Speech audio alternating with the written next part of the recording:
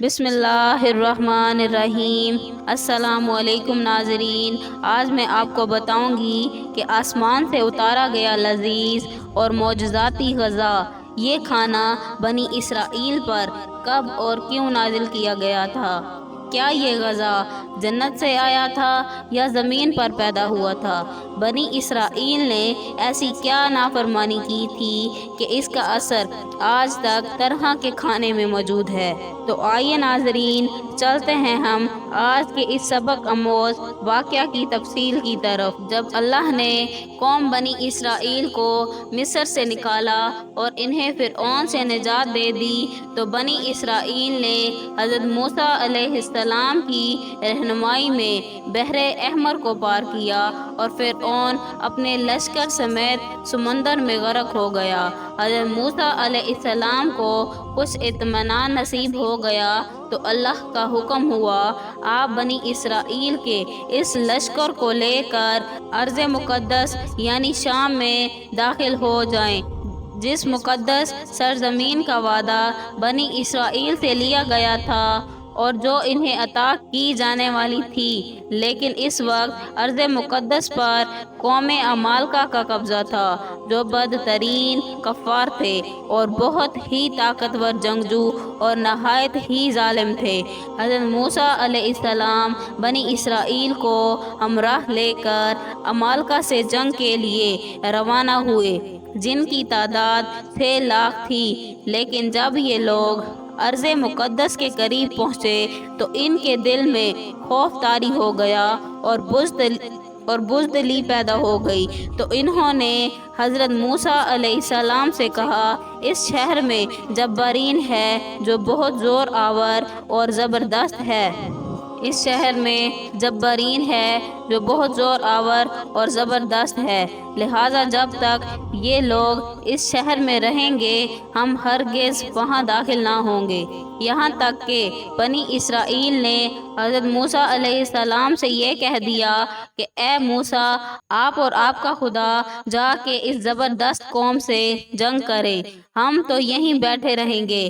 ان کے پاس اس رویے سے حضرت موسیٰ علیہ السلام کو بہت صدمہ ہوا، لہٰذا اللہ نے ان کے اس رویے سے حضرت موسیٰ علیہ السلام کو بہت صدمہ ہوا، لہٰذا اللہ نے انہیں یہ سزا دی کہ جس وادی میں انہوں نے پڑاؤ ڈالا تھا وہاں 40 سالوں تک بھٹکتے رہے مگر اس میدان سے باہر نہ نکل سکے۔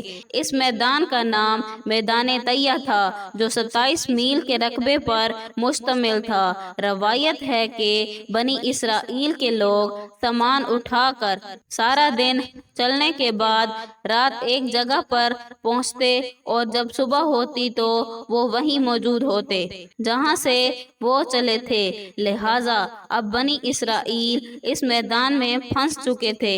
ایک ہفتے میں سب کا سامان ختم ہو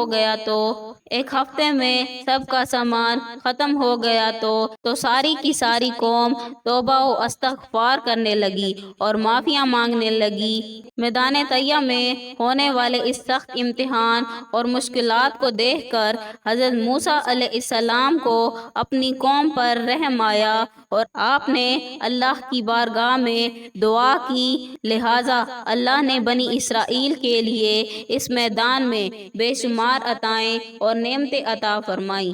جب بنی اسرائیل کو پیاس کی شدت محسوس ہوئی تو حضرت موسیٰ علیہ السلام نے اللہ کے حکم سے اپنا عصا ایک چٹان پر مارا تو اس چٹان سے بنی اسرائیل کے 12 قبیلے کے لیے 12 چشمے جاری ہو گئے۔ کیونکہ یہ وادی وسیع میدان میں پھیلی ہوئی تھی اس لیے وہاں سر چھپانے کے لیے کوئی جگہ نہ تھی اور دن کے وقت سورج کی دھوپ اور تپش سے بنی اسرائیل بدحال ہو جاتے، لہٰذا دھوپ سے بچاؤ کے لیے ایک بہت بڑا سفید بادل سارا دن بنی اسرائیل کے لوگوں کے لیے سایہ کرتا تھا۔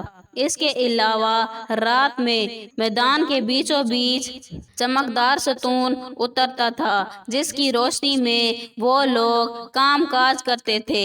اس کے علاوہ بھی اللہ نے ان پر بہت سی عنایتیں کی تھیں۔ انہی عنایتوں اور نعمتوں میں سے ایک نعمت من و سلوہ تھا۔ دراصل اللہ نے ان لوگوں کے کھانے کے لیے آسمان سے 2 قسم کے غذا اتارے تھے، ایک کا نام من اور دوسرے کا نام سلوہ تھا۔ من بالکل سفید شہد کی طرح ایک حلوہ تھا یا سفید رنگ کی شہد ہی تھی جو روزانہ آسمان سے بارش کی طرح برستی تھی، اور سلوہ پکی ہوئی بٹیریں تھیں جو دھکنی ہوا کے ساتھ آسمان سے نازل ہوا کرتی تھیں۔ اللہ تعالیٰ نے بنی اسرائیل پر اپنی نعمتوں کا شمار کراتے ہوئے قرآن مجید میں ارشاد فرمایا، اور تم پر من اور سلوہ اتارا۔ اس من و سلوہ کے بارے میں حضرت موسیٰ علیہ السلام کا یہ حکم تھا کہ روزانہ تم لوگ اس کو کھا لیا کرو اور کل کے لیے ہرگز اس کا ذخیرہ مت کرنا۔ مگر بعض ضعیف الاعتقاد لوگوں کو یہ ڈر لگنے لگا کہ اگر کسی دن من و سلوہ نہ اترا تو ہم لوگ اس بے آب و گیا چٹیل میدان میں بھوکے مر جائیں گے۔ چنانچہ ان لوگوں نے کچھ چھپا کر کل کے لیے رکھ لیا، تو نبی کی نافرمانی سے ایسی نحوست پھیل گئی کہ جو کچھ لوگوں نے کل کے لیے جمع کیا تھا وہ سب سڑ گیا اور آئندہ کے لیے اس کا اترنا بند ہو گیا۔ اس لیے حضور اقدس صلی اللہ علیہ وآلہ وسلم نے ارشاد فرمایا کہ بنی اسرائیل نہ ہوتے تو نہ کھانا کبھی خراب ہوتا اور نہ گوشت سڑتا۔ کھانے کا خراب ہونا اور گوشت کا سڑنا اسی تاریخ سے شروع ہوا، ورنہ اس سے پہلے نہ کھانا بگڑتا تھا نہ گوشت سڑتا تھا۔